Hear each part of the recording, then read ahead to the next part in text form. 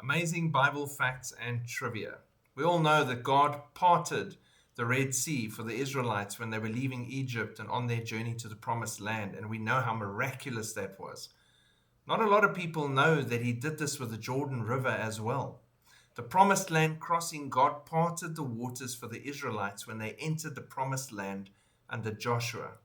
And then Elijah and Elisha, God parted the waters for Elijah and Elisha when they crossed the Jordan. And then, when Elijah was taken up and Elisha came back, God parted the waters again. So, multiple times, God parts the waters for a reason.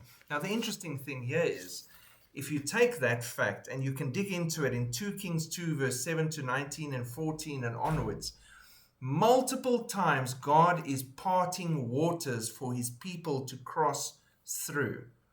Now, if you take the word testimony in Hebrew the word for testimony is edut.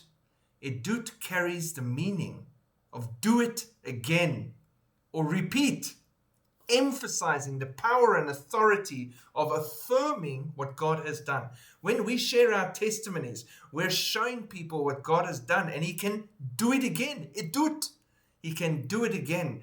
And He does things multiple times because He is emphasizing that power and authority that He has, and it affirms what God has done and who God is. Edut.